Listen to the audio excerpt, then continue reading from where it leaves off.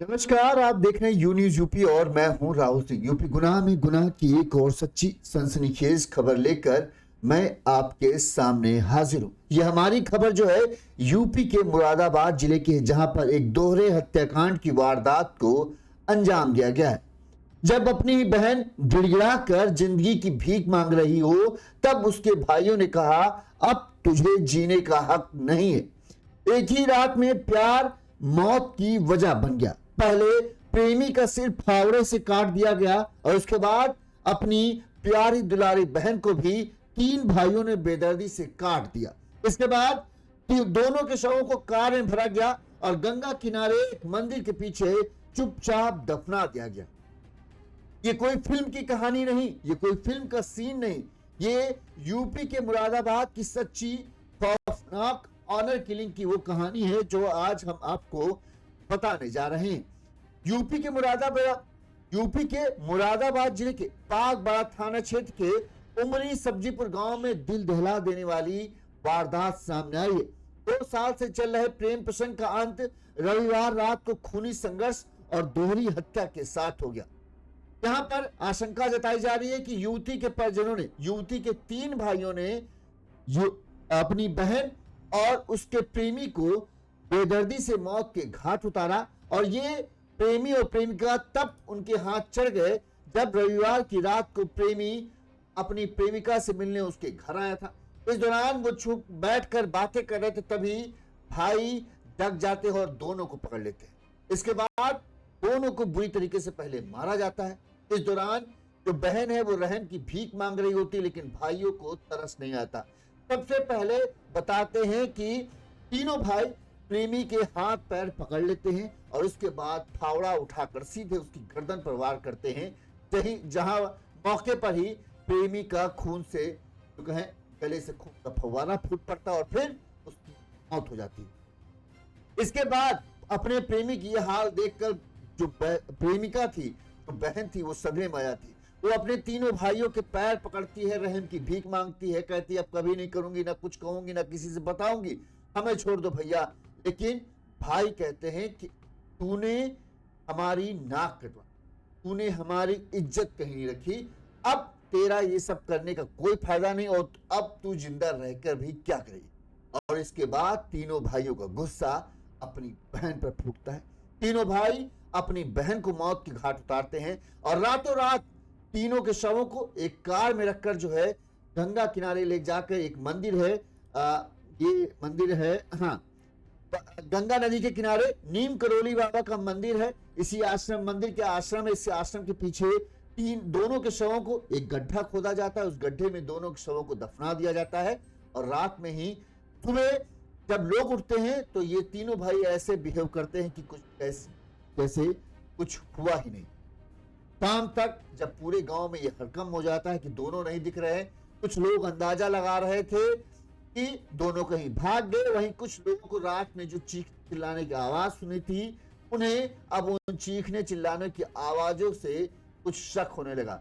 इसके बाद जब प्रेमी के परिजन, जो लड़का मुस्लिम था, उसके घर वाले पुलिस के पास पहुंचते हैं, अधिकारियों के पास पहुंचते हैं, उनसे गुहार लगाते हैं कि उनका बेटा मिल नहीं रहा है और उन्हें शक है कि कुछ उसके साथ बुरा हुआ है।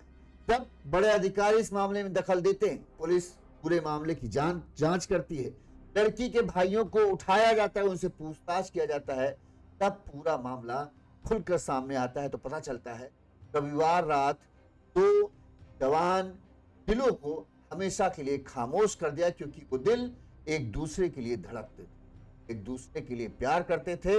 लेकिन दिक्कत यही थी कि दोनों के मजहब अलग थे और दोनों के परिवार इस चीज के लिए स्वीकार नहीं कर सकते। लड़की के तो भाइयों ने तो यही किया। क्या है पूरा मामला, हम सिलसिलेवार तरीके से आपको बताते हैं और पूरा घटनाक्रम बताएंगे, कैसे क्या हुआ, किस तरह से 3 भाइयों ने जो है अपनी बहन के प्यार को इतनी बेदर्दी से मौत की घाट उतारा कि जिसे सुनकर जो है लोगों की रूह कांपती। ये पूरी घटना जैसा कि हमने बताया कि मुरादाबाद जिले की। हम पूरी खबर बताएं उससे पहले एक छोटी सी अपील, अगर आपको हमारी खबरें अच्छी लगती हैं और लगता है कि हम ठीक तरीके से दिखा रहे हैं, तो आप हमारा फोन पे नंबर स्क्रीन पर फ्लैश हो रहा है, इस नंबर पर आप अपनी सामर्थ्य, अपनी क्षमता अनुसार हमें आर्थिक तौर पर मदद दे सकते हैं, जैसे कि इन दर्शकों ने भेजा। हम इन सभी के आभारी हैं और आपके भी सहयोग के आभारी रहेंगे। चलिए अब खबर पर आते हैं। हम खबर सुनाए उससे पहले हम चाहते हैं कि जो एक गांव के ही व्यक्ति थे उन्होंने क्या कहा, पहले वो सुनाते हैं, फिर पूरी खबर हम आपको विस्तार से बताएंगे कैसे एक हिंदू प्रेमिका, एक मुस्लिम प्रेमी और उसके 2 साल के प्यार का इस कदर खौफनाक अंत हुआ कि अब गांव में जो है पीएसी पुलिस, कई थानों की पुलिस फोर्स तैनात है ताकि गांव का माहौल न बिगड़ पाए, क्योंकि 2 समुदाय से जुड़ा ये मामला है। हिंदू की लड़की है और मुस्लिम लड़का है, तो दोनों ही समुदाय के लोगों में इस बात को लेकर गुस्सा भी है, तो कहीं हालात बिगड़े ना, इसलिए पीएसी पुलिस फोर्स, कई थानों की फोर्स जो है गांव में तैनात पहले से ही हो चुकी है और पुलिस पूरे मामले की जांच कर रही है। पुलिस कहना है जो भी दोषी है उसे बख्शा नहीं जाएगा। सबसे पहले सुनिए जो गांव के लोग हैं, गांव के एक शख्स हैं, उन्होंने क्या कहा वो सुनिए। जी, क्या नाम है आपका? मेरा नाम तो बबलू सैनी, ग्राम प्रधान उमरी। क्या घटना हुई आपको? घटना तो सर ये पता नहीं मामला कितने दिनों से चल रहा था, तो अभी पुलिस प्रशासन के द्वारा पता चला कि उनकी तरफ से आज तहरीर भी दी गई थी। कुछ छानबीन से ये पता चला कि दोनों का मर्डर कर दिया गया है। उस छानबीन में शायद बॉडी भी बरामद हुई है, बाकी जानकारी पुलिस वाले वो ले रहे हैं। क्या नाम है दोनों? लड़की का नाम इसमें काजल है और लड़के का नाम अरमान है। क्या आपस में प्रेम प्रसंग की कोई? हाँ, प्रेम प्रसंग सोसाइटी सिनेमा एक प्रेम प्रसंग चल रहा है इनका। जी क्या ये करते थे लड़का? जी, क्या काम करते थे लड़का? ये करते थे? लड़की तो शायद पढ़ रही थी अभी और लड़का वैसे ही मेहनत मजदूरी करता था। कितनी उम्र है? लड़की की उम्र है करीब 18 प्लस है और लड़का करीब 24 प्लस है। गाँव में पुलिस फोर्स तैनात की?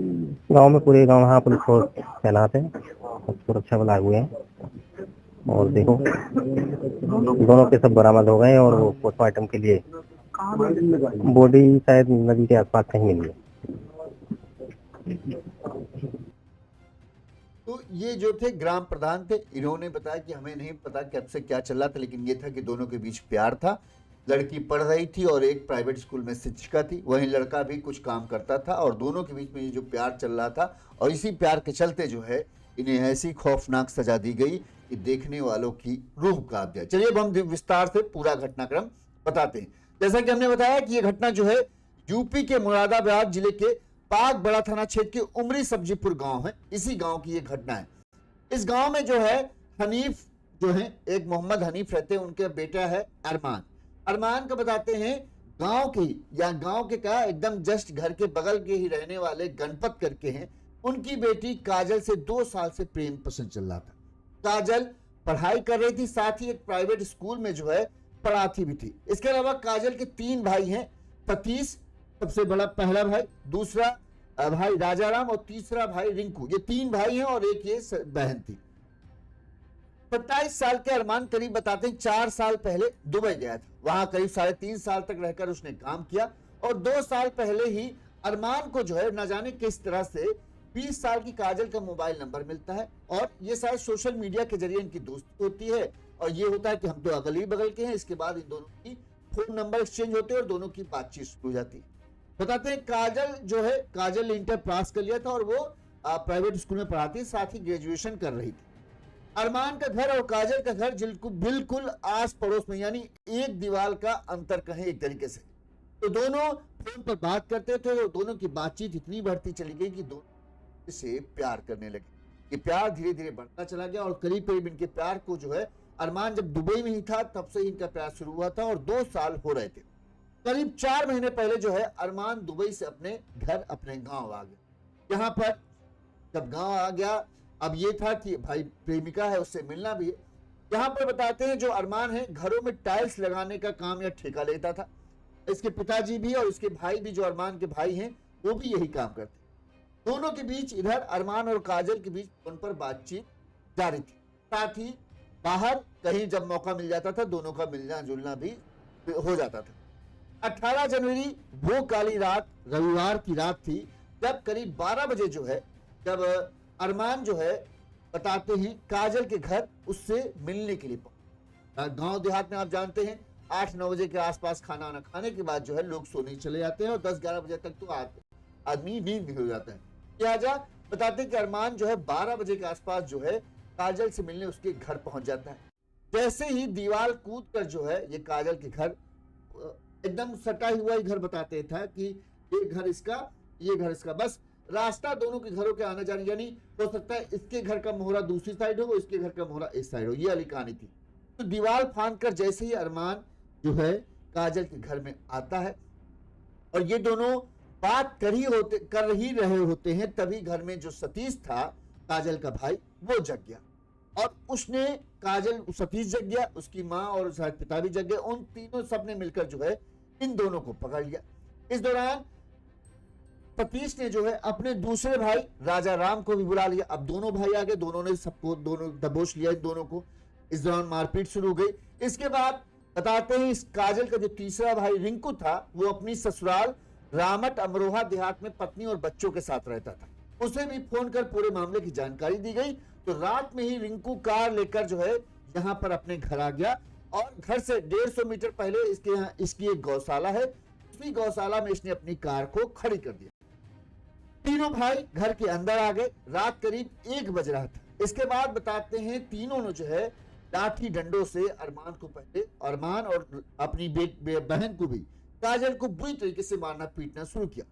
इसके बाद राजा राम और रिंकू ने अरमान के हाथ पकड़े और बताते हैं सतीश, ये कहा जा रहा है पक्के तौर पर नहीं किसने मारा, लेकिन ये कहा जा रहा है कि राजा राम और रिंकू ने जो है अरमान के हाथ और पैर पकड़े और सतीश ने फावड़ा उठाया और सीधे उसकी गर्दन पर वार किया, जिससे अरमान वहीं पर ढेर हो गया। प्रेमी को मौत के घाट उतारने के बाद अपनी बहन को भी इन्होंने नहीं छोड़ा। उसको भी बहन बताते हैं इस दौरान रोने गिड़गिड़ाने लगी, हाथ पैर पकड़ने लगी, क्योंकि अपने आंखों के सामने उसने देखा कि उसकी प्रेमी की कितनी बेदर्दी से हत्या की गई। तो उसका कलेजा फट गया और उसको डर बैठ गया। तो उसने किसी तरह से रहम की भीख मांगी, जान की दुहाई मांगी, लेकिन भाइयों ने उसे नहीं बख्शा। कहते हैं कि भाइयों ने उसे यही कहा कि तूने हमारी नाक कटवा दी, अब तू क्या करेगी। और इसके बाद फावड़े से उसको भी बेदर्दी से मौत के घाट उतार देते। रिंकू ससुराल बताते हैं कि इसके बाद जो है दोनों को मौत के घाट उतारने के बाद रिंकू जो है अपनी कार जो उसने बताया था पशुशाला में खड़ी करके आया था, जो घर से महज 150 मीटर की दूरी पर थी। तीनों भाइयों ने इन दोनों के शवों को बोरी में भरा और इसके बाद एक एक करके इन दोनों के शवों को जो पशुशाला में कार थी उस कार के पास ले गए, उसकी कार में इन दोनों के शवों को रखा। इसके अलावा 3 फावड़े लेकर ये वहां पहुंच गए। कार में बैठकर ये दोनों जो है करीब घर से 2 किलोमीटर दूर बाबा नीम करोली के मंदिर है, जो गागर नदी बोलते हैं, गागर नदी के पास है, वहां पर पहुंचे और फिर इन्होंने फावड़े से वहां पर आश्रम के पीछे गड्ढा खोदा और दोनों को वहीं पर दफना दिया। दोनों को दफनाने के बाद जो है 3 घंटे में ही दोनों की हत्या और लाश ठिकाने इन्होंने लगा दिया। बताते हैं कि सतीश और राजा राम जो है ये फिर से अपने घर यहाँ वापस आ गए और रिंकू अपनी ससुराल चला गया और ऐसा इन्होंने बर्ताव किया कि किसी को कुछ पता ही न चले। वहीं अरमान और काजल के घरों जाने के लिए जो बताते हैं हम करें, अरमान और काजल के घर जाने के लिए अलग अलग रास्तों का इस्तेमाल जरूर होता है, लेकिन दोनों के घरों के बीच सिर्फ एक दीवार का अंतर। रविवार की रात अरमान खाना खाने के बाद जो अरमान के घर वालों का कहना है, खाना खाने के बाद 9:30-10 बजे के आसपास जो है अरमान घर से निकला था।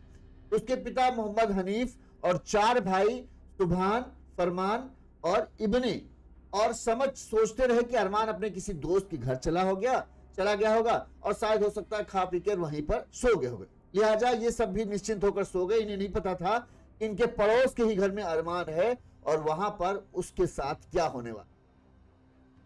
लेकिन रात में जब अरमान घर नहीं पहुंचा तो इन्होंने एक बार भी नहीं सोचा। सुबह जब ये बताते हैं कि पड़ोस में ही ये लोग अपना चद्दर टांग के सो गए, पड़ोस के घर में ही 1 बजे करीब जो है अरमान को मौत के घाट उतारा गया, लेकिन अरमान की चीखें जो हैं इनके कानों तक नहीं पहुंची। ये सब सोते रहे, ये बस इस चीज में निश्चित रहे कि अपने किसी दोस्त के घर गया होगा और वहां पर जो है खा पी के सो गया होगा, सुबह आ जाएगा। बताते हैं जब सुबह हुई, सुबह अरमान नहीं आया। इस दौरान इन्होंने अरमान के फोन पर कई बार फोन किए, उसका फोन भी स्विच ऑफ आया। तब इन्हें चिंता होना शुरू हुई कि आखिर अरमान कहां गया। अरमान के परिजनों को इस बात की जानकारी थी, यानी अरमान के पिता और उसके भाइयों को इस बात की जानकारी थी कि उसका प्रेम प्रसंग जो है ये पड़ोस में रहने वाली काजल से चल रहा है। ऐसे में उन्हें लगा ऐसा तो नहीं कहीं रात में अरमान और काजल जो है कहीं भाग तो नहीं गए। अब इनके माथे पसीने आ गए कि अगर भाग के कहीं गया होगा तो हमारे लिए मुश्किलें बढ़ जाएंगी। वहीं ये खबर भी आ गई सच में कि काजल भी अपने घर से गायब है। थोड़ी देर में ही काजल के घर वालों ने भी हंगामा शुरू कर दिया कि हमारी बिटिया कहाँ चलेगी। अब जो अरमान के घर वाले थे वो परेशान हो गए कि यार कहीं वो भाग तो नहीं गया, अगर भाग गया होगा तो पुलिस अभी हमारे ऊपर आएगी, सबसे पहले हमें ऊपर मुसीबत आ जाएगी। लिहाजा फिर भी वो शांत रहे। मंगलवार सुबह जो है ये अरमान के घर वाले इस दौरान बताते रात शाम के वक्त जो है सोमवार की शाम तक परिजनों ने, अरमान के घर वालों ने कुछ भी नहीं किया। वो खुद ही ये डर था कि भाग के गया होगा तो अभी ये पुलिस के पास जाएंगे तो पुलिस हमारे पास आ जाएगी, आफत हो जाएगी। लिहाजा अरमान के घर वाले जो है इधर उधर खोजते रहे लेकिन पुलिस के पास नहीं गए। वहीं शाम को जो है पड़ोस में ही कुछ रहने वाले लोगों ने कुछ ऐसी बातें बताई जिससे अरमान के घर वालों का जो पिता है उनका माथा। पड़ोसियों ने बताया कि कल रात में करीब 1-2 बजे के आसपास किसी आदमी के, किसी लड़के के चीखने विखने की आवाज आ रही थी और वो आ रही थी इनके घरों से। तो जब और अगली सुबह ये पता चलता है कि दोनों घर से गायब है, तो पड़ोसियों ने शंका जताई कहीं ऐसा तो नहीं कि इन्होंने दोनों को रात में कहीं मार वार तो नहीं दिया और ये अब भागने का ड्रामा वाला कहानी बता रहे। अब जो मोहम्मद जो हनीफ थे अरमान के पिता, उनको भी शंका हुई। लिहाजा मंगलवार की सुबह जो है ये लोग जो है पाक बड़ा थाने में पहुंचते हैं और यहाँ पर इस बात की शिकायत दर्ज कराई कि उनका बेटा गायब है और गांव के रहने वाली काजल नाम की युवती से उसका प्रेम प्रसंग चल रहा था। युवती भी गायब है और हमें आशंका है कि उन दोनों के साथ कुछ गलत हुआ है।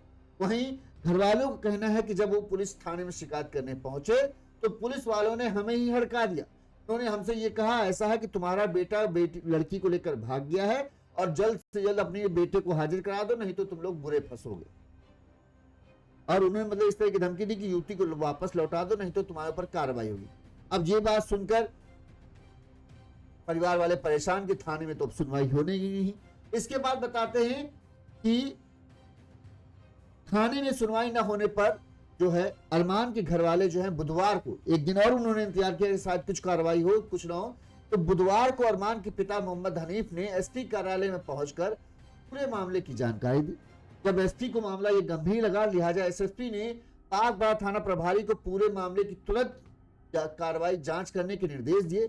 जिसके बाद पाक बड़ा थाने पुलिस ने युवती के परिवार वालों से घटना के बारे में पूछताछ की तो कुछ संदिग्ध बातें पता चली।